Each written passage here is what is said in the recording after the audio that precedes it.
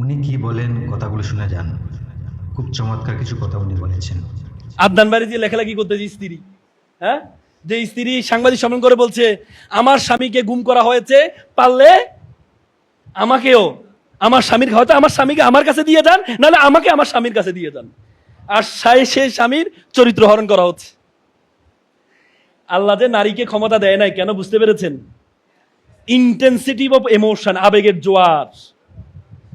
আল্লাহ তাআলা যত বিধান আছে প্রত্যেকটা বিধান সায়েন্টিফিক্যালি বৈজ্ঞানিকভাবে প্রমাণিত প্রমাণিত প্রমাণিত।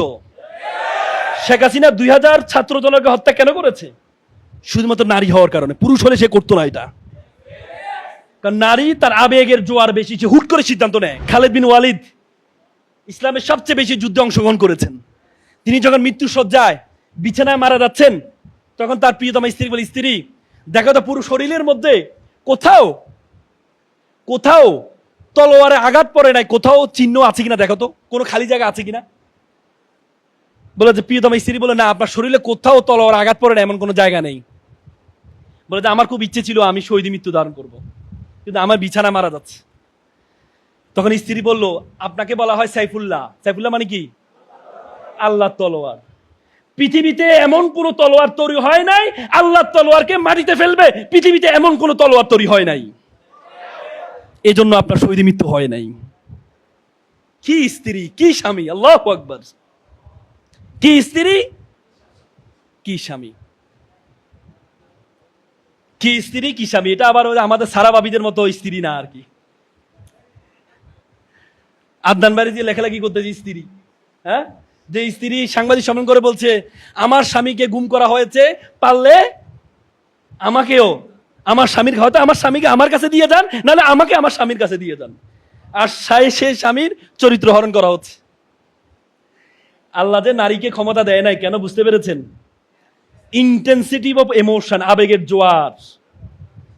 আল্লাহ তাআলা যত বিধান আছে প্রত্যেকটা বিধান সায়েন্টিফিক্যালি বৈজ্ঞানিকভাবে প্রমাণিত প্রমাণিত প্রমাণিত। শেখ হাসিনা 2000 ছাত্র জনকে হত্যা কেন করেছে? শুধুমাত্র নারী হওয়ার কারণে। পুরুষ হলে সে করতো না এটা। কারণ নারী তার আবেগের জোয়ার বেশি, সে হুট করে সিদ্ধান্ত নেয়। এই জন্য আল্লাহ বলছে নারীদেরকে আল্লাহ তাআলা কি করেছেন? আর রিজালু কাওয়ামুনা আলার নিসা, নেতা বানাইছে। কোথা থেকে? কার উপরে? কার উপরে? নারীর উপরে পুরুষকে বানাইছে। কারণ নারীর হচ্ছে আবেগী, হুট করে ফেলে, এরপরে হায়রে কি করলাম। শেখ হাসিনা হয়তো জিজ্ঞেস করেন, পার্সোনালি কথা বলে দেখেন, সে বলে হায়রে কি করলাম। কিন্তু উপরে যে যদি বলে আমি যা করেছি দেশের জনগণের জন্য করেছি।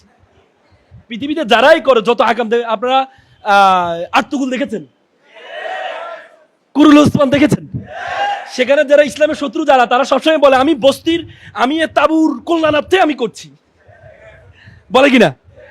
আমি আমার গোত্রকে বাঁচানোর জন্য, কাই গোত্রকে বাঁচানোর জন্য আমি এগুলো করছি, বলে না? কিন্তু একজনও কি কাই গোত্রকে বাঁচানোর জন্য, নাকি সে ক্ষমতা পাওয়ার জন্য? এটা দেখলেই বুঝতে পারবেন আপনি। এজন্য নারীদেরকে ক্ষমতা এই জন্য দেওয়া হয় না, নারীরা অতি আবেগী। এবং কি ডিভোর্সের ক্ষমতা নারীকে কেন দেওয়া হয় না জানেন?